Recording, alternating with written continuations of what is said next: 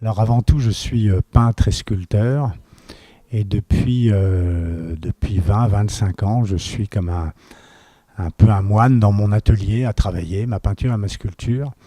Et un jour, il me semblait être comme en déconnexion par rapport à moi-même et pour essayer de mieux me ressentir et de comprendre ce que c'était qu'un visage, m'est venue l'idée un peu absurde comme ça de prendre tous les matériaux avec lesquels je travaille dans mon atelier et de les mettre sur mon visage pour sentir ce que c'était qu'un visage, comme si j'avais perdu cette connexion avec moi-même.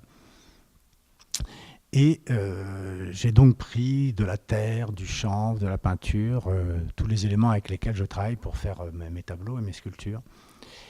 Et j'ai utilisé mon visage comme un socle sur lequel j'allais donc mettre différentes couches de terre, en partant de ce principe que d'abord donc je commençais par effacer mon visage, je partais à nu, à zéro, et ensuite je me refaisais un visage sur mon propre visage, puis encore un autre, jusqu'à arriver à une sorte de quelque chose qui permettait de sentir que j'étais en connexion avec moi-même. Donc il y a cette idée un petit peu, si vous voulez, que en fait, nous n'avons pas qu'un seul visage, nous avons des milliers de visages par derrière nous. Des visages qui racontent à la fois notre histoire personnelle, mais une histoire même plus ancienne, peut-être une histoire qui serait celle de cette filiation évolutive par laquelle l'animal est passé jusqu'à l'homme, quoi.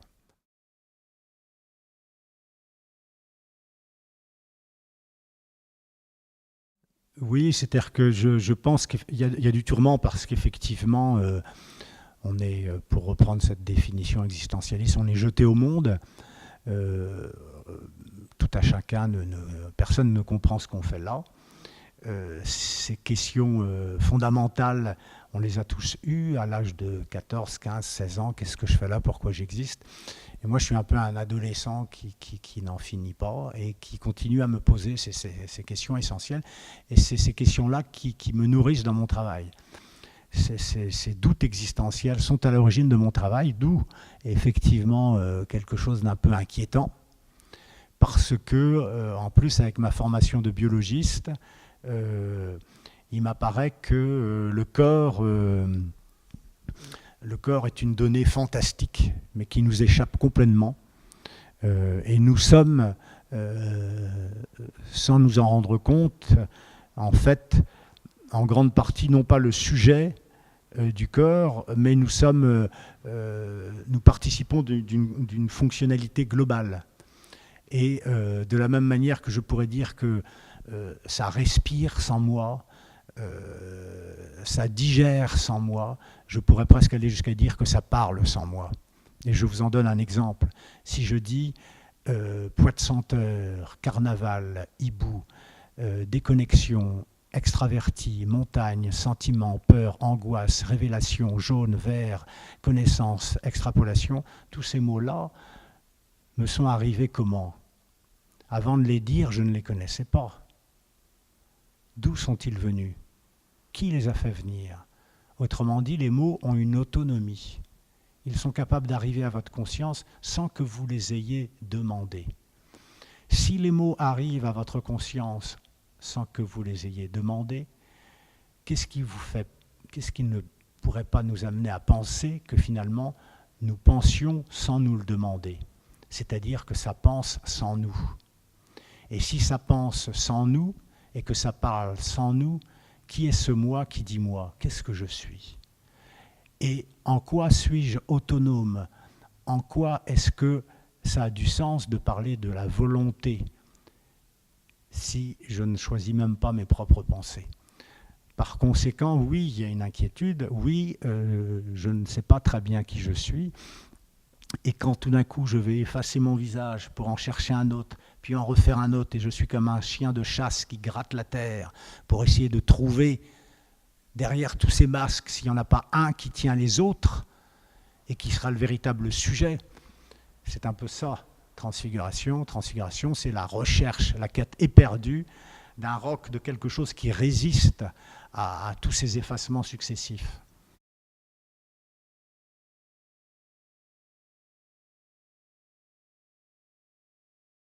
c'est une métaphore, c'est-à-dire s'effacer le visage et en faire d'autres, c'est une métaphore pour exprimer à la fois que, comme disait Artaud, le visage humain n'a toujours pas trouvé sa face, et c'est au peintre à la lui donner, c'est-à-dire qu'effectivement, comme disait Giacometti, Breton disait à Giacometti, mais pourquoi tu dessines des visages? Il y en a partout dans la rue, regarde dans la rue, tu vois des visages partout. Et Giacometti, complètement dépité et triste, regarde Breton et lui dit, ben moi, monsieur Breton, je ne sais toujours pas ce que c'est qu'une tête. Et je continuerai à en faire pour essayer de creuser la question. Et moi, c'est pareil, je ne sais toujours pas ce que c'est qu'une tête. Je regarde tous ces visages qui m'entourent et je me dis, mais qu'est-ce qu'il y a derrière, hein? Et qui est derrière ces yeux-là? Et y a-t-il quelque chose d'autonome, quelque chose qui se tient?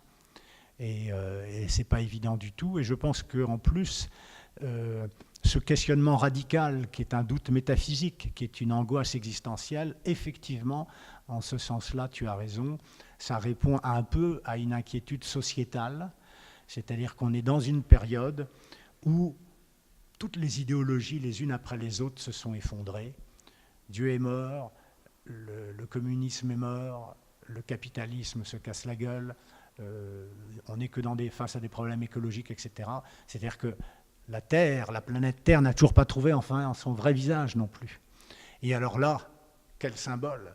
C'est que moi qui me dis depuis des siècles et des siècles que je suis d'une autre espèce, que je suis constitué d'une âme et que je viens d'ailleurs, etc. Là, tout d'un coup, avec mes mains, je replonge mes mains dans la terre et je m'en mets sur le visage. C'est-à-dire que j'efface tout cet imaginaire que toutes les religions nous ont mis à la face, et je les efface avec de la terre, comme pour dire revenons à quelque chose d'essentiel, essayons de retrouver dans la terre, dans cette connexion avec la terre, qui nous sommes.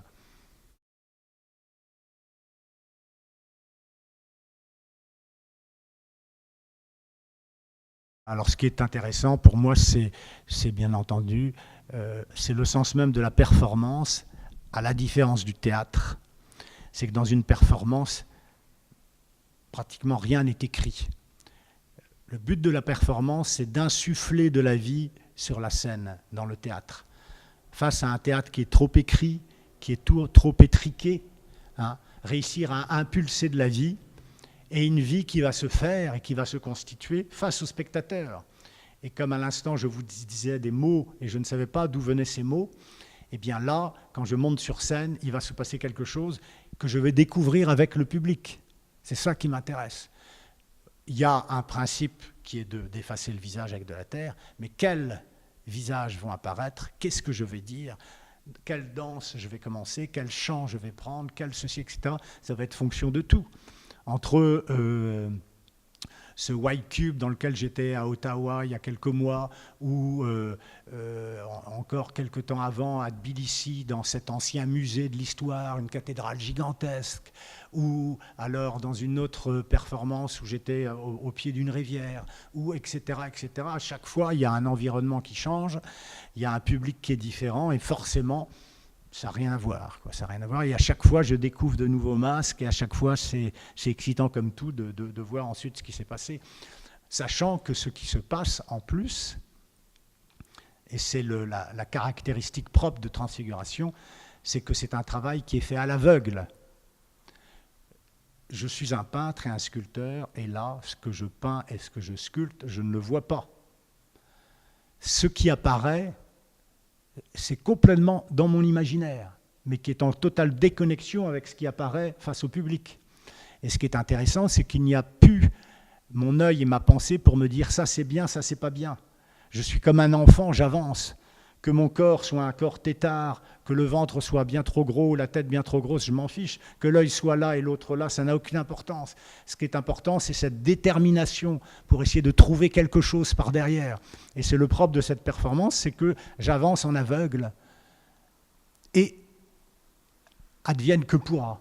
Hein, il arrive des choses qui dépassent complètement ma volonté. Et finalement, la beauté des masques vient de deux choses. une proprioception, c'est-à-dire ce qu'on appelle aussi la kinesthésie, c'est-à-dire un toucher interne. Quand je ferme les yeux, je peux bien toucher mes yeux, mon nez, etc. Je sais où est mon corps. Donc j'avance avec cette perception de mon corps et avec le hasard. Et ces deux éléments-là, ce toucher interne et le hasard, c'est ça qui d'un seul coup va faire apparaître une quantité énorme de masques extraordinaires qui sont 1000 fois plus intéressants que ce que j'ai pu faire pendant 20 ans de façon assidue dans mon atelier en peignant, etc. Et ces masques qui apparaissent, pour moi, sont aussi intéressants, sauf qu'ils ne sont pas figés, mais que les masques, que les visages que Bacon a pu faire, que d'autres peintres comme ça qui ont travaillé dans cette filiation-là un peu expressionniste.